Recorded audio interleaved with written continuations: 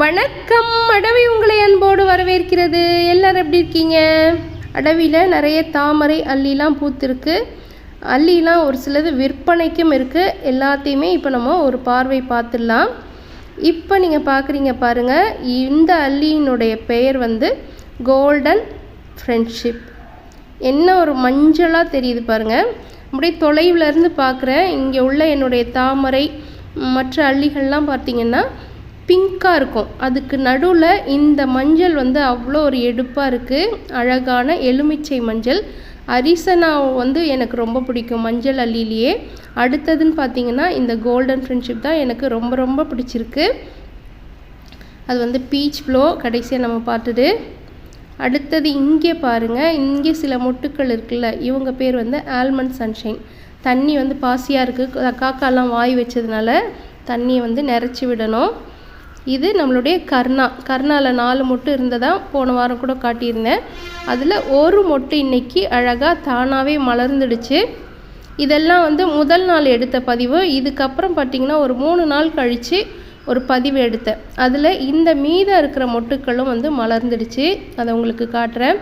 கர்ணாக்கு நேர் எதிராக பின்னாடி தெரியுது பாருங்கள், அது லீலாவுடைய கடைசி மொட்டு. அதுவுமே மலர்ந்துடுச்சு. வலது பக்கம் பீச் லேடி, இடது பக்கம் பிங்க் மிஸ்ட்டுன்னு ரொம்ப அழகாக இருந்தது பார்க்கவே.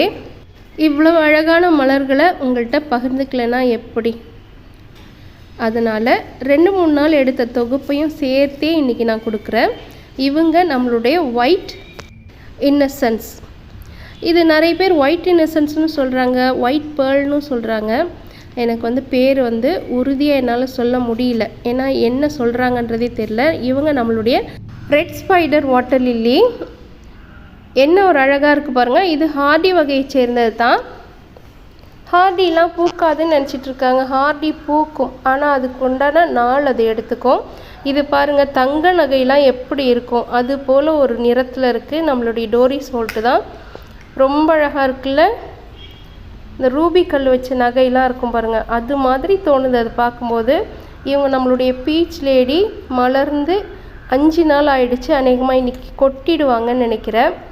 அப்புறம் இவங்க தான் நம்மளுடைய லீலாவில் இது வந்து கடைசி மொட்டு. இந்த சுற்றில் இது வந்து கடைசி மொட்டு. அதுவுமே அழகாக மலர்ந்து நிற்கிது பாருங்கள். அவ்வளோ ஒரு வாசனை. சின்ன பூவாக தான் இருக்குது, ஆனால் அவ்வளோ ஒரு வாசனை. பக்கத்தில் நிற்கும் போதே ஆள் அப்படியே தூக்கிடும் போல் இருக்குது. அடுத்து பார்த்திங்கன்னா இது நம்மளுடைய பிங்க் மிஸ்ட். முதல் பூ அப்படிங்கிறதுனால இதில் இதழ்கள் கொஞ்சம் குறைவாக இருக்குது. மறுநடவுக்கு அப்புறம் அந்த முதல் பூ இது. அந்த பிங்க்கு நிறமும் முதல்ல வரும்போது ஒரு மாதிரி லேசான ஒரு சந்தன நிறத்தோடு இருக்கும். அப்புறம் பிங்க்கு, அப்புறம் வெள்ளைன்னு நிறம் மாறி மாறி வர்றதே ஒரு தனி அழகு தான். பீச் ப்ளோவை இந்த பக்கத்தில் இருந்தும் நம்ம பார்த்து ரசிக்கலாம். இது நீங்கள் இங்கே கண்ணில் பார்க்குற மாதிரி இந்த கருவி வழியாக தெரியறதில்ல. அவ்வளோ ஒரு வைப்ரண்ட்டான ஒரு நிறமாக இருக்கும். அப்படி எடுத்து கொடுக்கும் இந்த நிறம் தனியாக வெளியில் வெளிச்சத்தில் பார்க்கும் பொழுது. அடுத்து மலர்ந்தும் மலராமல் நம்மளுடைய ஜுலேங்கா சாபிங்க இருக்குது பாருங்கள். என்ன ஒரு அழகான நிறம் பாருங்கள். பஞ்சு மிட்டாய் போல் காட்சியளிக்கும். பஞ்சு மிட்டாய்க்கு நடுவில் அந்த மஞ்சள் மாதிரி வச்சு அப்படி ஒரு கொள்ளை அழகாக இருக்கும். அடுத்து மாடியில் ஒரு 3 நாளைக்கு முன்னாடி எடுத்த பதிவு இது. இது நம்மளுடைய ப்ளஷிங் ஆப்ரிகாட் அப்படின்னு சொல்லக்கூடிய தாமரையின் மொட்டு. இந்த வரிசையிலேயே நமக்கு அழகாக ஒரு தொட்டி தள்ளி பார்த்திங்கன்னா ஃபாக்ஸ் ஃபயர் 2 பூ பூத்திருக்கு. முதல்ல பூக்கும்போது இது ஒரு மாதிரி நீல நிறத்தில் இருக்கும், கடைசியாக பிங்க்கும் கலந்த மாதிரி ஆகிடும். அடுத்தது என்னோடய டேபிள் ரோஸ் எல்லாம் வந்து இப்போ தான் ஒன்று ஒன்றா பூக்குது. போதுங்கிற அளவுக்கு இதில் நான் வேலை செஞ்சிட்டே இருக்கேன். ஏன்னா அதில் களை வளர்ந்துக்கிட்டே இருக்குது. எங்கேருந்து தான் அந்த களையெல்லாம் வருமோ தெரியல. இந்த வெள்ளை மட்டும் நல்லா இப்போ கொத்து கொத்தாக பூத்துருக்கு. மீதி எல்லாம் இப்போ தான் கொஞ்சம் கொஞ்சமாக பூ எடுக்கிறாங்க. இந்த களைக்கு நடுவில் செடி இருந்த இடமே தெரியாமல் போயிடுச்சு. சில செடிகள்லாம் ரொம்ப எப்படி சொல்கிறது, வேலையே செஞ்சிட்ருக்கிற மாதிரி ஒரு உணர்வு ஏற்படுது. அதுக்கு களை எடுத்து வெறும் ஒரு 15 தொட்டி தான் இருக்கும். அந்த தொட்டியில் களை எடுக்கிறதே அவ்வளோ பெரிய வேலை மாதிரி இருக்குது. சங்குப்பூவெல்லாம் கூட வந்து அழகாக இப்போ பூக்க ஆரம்பிச்சிட்டாங்க. இந்த சங்குப்பூலாம் விதை நம்மக்கிட்ட இருக்குது, கலவையாக தான் இருக்குது. இந்த செடி தான் அது அப்படின்னு நம்மளால் சொல்ல முடியாத அளவுக்கு இருக்குது. வேணுங்கிறவங்க வாங்கிக்கோங்க.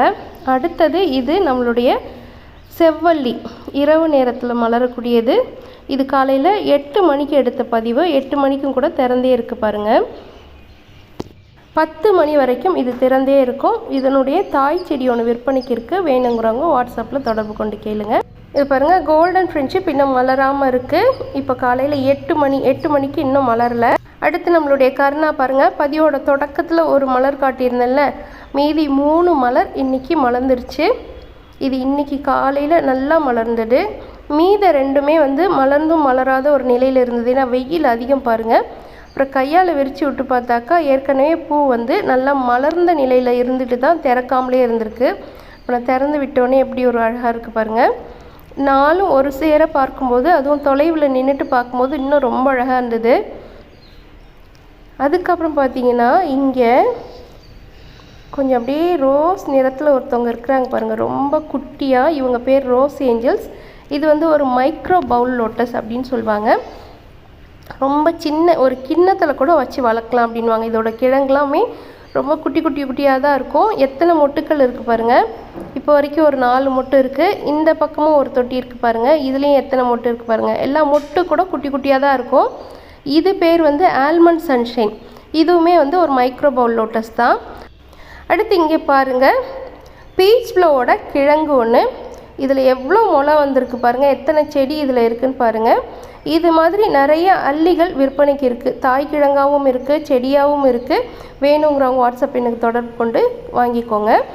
இது நம்மளுடைய மஹிமா. இது வரைக்கும் நான் சின்ன தொட்டியில் தான் வச்சு வளர்த்துருந்துருக்கிறேன். கொஞ்சம் பெரிய தொட்டியாக கிடச்சதும் பார்த்திங்கன்னா நல்ல பெரிய பூக்களாக பூக்குது.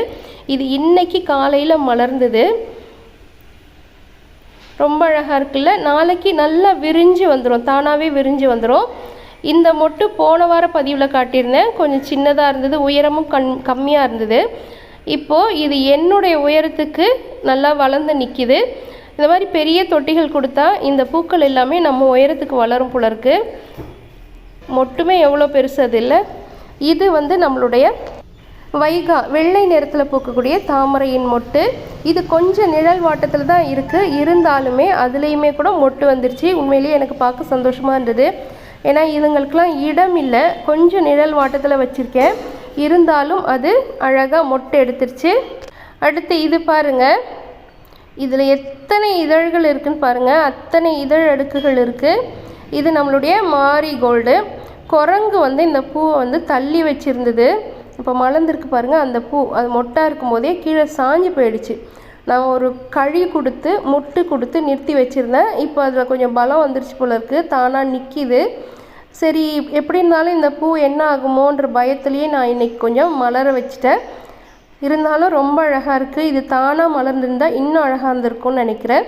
எவ்வளோ பெரிய பூ தெரியுங்களா? என்னோடய 2 கை பிடிச்சாலும் பத்தாத அளவுக்கு பெரிய பூவாக இருக்குது. அமெரிக்க மீலியாவில் ஒரே ஒரு கிழங்கு ஒன்று விற்பனைக்கு இருக்குது. இதுக்கு பேரே ப்ளூமிங் மிஷின். நம்ம சும்மா மண்ணில் தண்ணி ஊற்றி இதை வந்து வச்சு கொடுத்துட்டா போதும், நடக்கூட வேண்டாம், தன்னால் வேர் பிடிச்சி அழகாக நமக்கு நிறைய பூக்கள் தரக்கூடிய தாமரை அது. இதுவுமே வந்து மஹிமா தான். சின்ன தொட்டியில் வச்சுருக்கேன். இப்போ தான் நட்டு ஒரு 2 வாரம் தான் ஆகுது. அதுக்குள்ளார இதில் ஒரு மொட்டு வந்துருச்சு. அடுத்து இது வந்து நம்மளுடைய சந்திரபாகா. இதுலேயுமே ஒரு மொட்டு வந்துருச்சு. சந்திரபாகா லேசான ஒரு பிங்க் நிறம் கலந்த மாதிரி இருக்கும். கொஞ்சம் முன்னாடி பார்த்த மாரிகோல்டு வந்து லேசான ஒரு ரோஸ் நிறம் கலந்த மாதிரி இருக்கும். அடுத்து இது பாருங்கள், குடமுல்லை. அமெரிக்க மீலியாவை போய் எல்லாருமே ப்ளூமிங் மிஷின் சொல்லுவாங்க. இதுவுமே ஒரு ப்ளூமிங் மிஷின் மாதிரி தான். வச்ச வேகத்துக்கு எல்லாமே வந்து மொட்டை எடுக்க ஆரம்பிச்சிரும். அடுத்து இது நம்மளுடைய கோல்டன் ஃப்ரெண்ட்ஷிப். 8 மணிக்கு எடுத்தல, இப்போ 10 மணிக்கு பார்த்திங்கன்னா அழகாக மலர்ந்துடுச்சு. இது நம்மளுடைய மயாமி ரோஸ். என்ன ஒரு அழகாக இருக்கும் தெரியுங்களா? இது ஒரு மாதிரி எப்படி சொல்கிறது, ஒரு சீரியல் பல்பு போட்ட மாதிரி ஒரு நிறத்தில் இருக்கும். கருவி வழியாக பார்க்கும்போது இந்த அளவுக்கு எடுப்பாக தெரியாது, ஆனால் அவ்வளோ ஒரு அழகாக இருக்கும். அடுத்து இங்கே ஒரு அழகி இருக்கா பாருங்கள். இவ வந்து இன்னையோட முடிய போகிறா. இவ வந்து ஐஸ் பிளான்ட்னு சொல்லுவாங்க. நம்ம டேபிள் ரோஸ் வகை மாதிரியே தோணும், ஆனால் இதனுடைய வளர்ப்பு முறையும் இதுவும் வேறு. இதுலேயே ஆரஞ்சு நிறம் கூட இருக்கும், ரொம்ப அழகாக இருக்கும். கோத்தகிரியில் இருந்தபோது வச்சுருந்தேன், அப்புறம் நான் தவற விட்டுட்டேன் அந்த செடியை. அப்புறம் இங்கே பாருங்கள் நம்மளுடைய பர்பிள் டைமண்ட். என்ன ஒரு அழகாக இருக்குது பாருங்கள். எனக்கு பர்பிள் டைமண்ட்னால் அவ்வளோ பிடிக்கும். நல்ல வாசமாக இருக்கும். பார்க்க பார்க்க கண்ணு பத்தாது அப்படின்னு நம்ம சொல்லுவோம்ல, அந்த மாதிரியான பூக்களில் இதுவும் ஒன்று. எனக்கு அவ்வளோ பிடிக்கும். நம்மளுடைய பட் ரோஸ், டேபிள் ரோஸ், 10 மணி பூ இதெல்லாம் இப்போ தான் ஒன்றொன்னா வந்து பூக்க தொடங்குறாங்க. நான் ஒருவேளை டிசம்பர் மாதமே இவங்களாம் களை எடுத்து கொஞ்சம் எருவெலாம் வச்சுருந்தேன்னா இந்நேரத்துக்கு நல்லா பூத்துருப்பாங்க. எனக்கு அந்த நேரத்துக்கு நேரமும் இல்லை, ஆளும் கிடைக்கல. ஏன்னா நிறைய தொட்டிகள் இருக்கிறதுனால என்னால் ஒண்டியமாக செய்ய முடியல. நம்மளோட சரோஜாவில் இன்றைக்கி மலர வேண்டிய இந்த மொட்டு மலர முடியாமல் இருக்குல்ல, அதை நம்மளே விரித்து கொடுத்துடலாம். பார்க்க அப்படியே மெய்யாலுமே சாமந்தி போலவே தெரியுது பாருங்கள். இதுவும் கோல்டன் ஃப்ரெண்ட்ஷிப்பும் கிட்டத்தட்ட ஒரே ரகம், ஆனால் இதனுடைய நிறம் மட்டும்தான் மாறுது. என்ன ஒரு அழகாக இருக்குது பாருங்கள். இதுவும் சரி, கோல்டன் ஃப்ரெண்ட்ஷிப் ரெண்டுமே பார்க்குறதுக்கு சாமந்தி பூ போலவே ஒரு தோற்றம் கொடுக்குது. நல்ல ஒரு அழகான அல்லி இது. எனக்கு ரொம்ப பிடிச்ச அல்லிகள் பட்டியலில் இதுவும் ஒன்று. அடுத்து நம்மளுடைய தங்க நகையில் இருக்கக்கூடிய ரூபி கல் போலவே தெரியுதுன்னு சொன்னேன்ல, இதுக்கு முன்னாடி இதை சொல்லியிருப்பேன், மஜந்தாவும் பர்பிளும் கலந்த நிறம்னு. டோரிஸ் ஹோல்ட் இது. அடுத்து பாருங்கள் நம்மளுடைய நிமித்மை. இதுவும் பர்பிள் டைமண்டும் பார்க்க ஒரு போல் தெரிஞ்சாலும் லேசான ஒரு நிறம் மாற்றம் இருக்கும். இலையில் உள்ள நிறமும் நிறைய மாறுபடும். இதில் இந்த நிமித்மையில் நிறைய செடிகள் விற்பனைக்கு இருக்குது. பர்பிள் டைமண்டில் ஒரு 2 செடி விற்பனைக்கு இருக்குது. யாருக்காவது வேணும்னாலும் நம்மளுடைய வாட்ஸ்அப் எண்ணுக்கு தொடர்பு கொள்ளுங்கள்.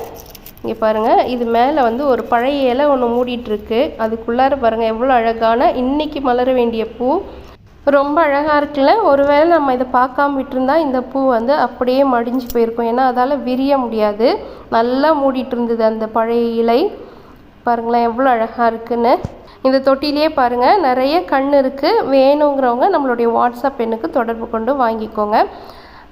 அடுத்தது இவங்க பாருங்கள் நம்மளுடைய மைக்ராந்தா ப்ளூ, பேருக்கு தகுந்த மாதிரியே இருக்காங்க பாருங்கள். அழகான ஒரு நீல நிறம்.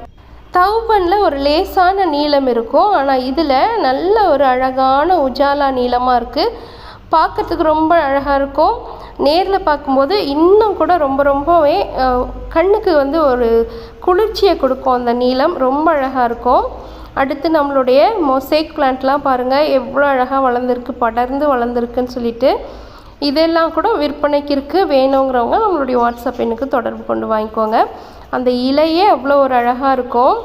அது தவிரவும் பார்த்திங்கன்னா இங்கே நிறைய தொட்டிகளில் தாமரை வந்து மொட்டை எடுக்க ஆரம்பிச்சிருக்கு. அப்படி இங்கேருந்து பார்க்கும் பொழுதே கண்ணுக்கு குளிர்ச்சியாக இருக்குது. வெயிலாக இருக்கிறதுனால கிட்ட போகணுமா அப்படின்னு ஒரு பயம் இருந்துச்சு. ஆனால் அது கிட்ட போய் பார்க்காம ரசிக்காமல் நம்மளால் எதையுமே செய்ய முடியாது.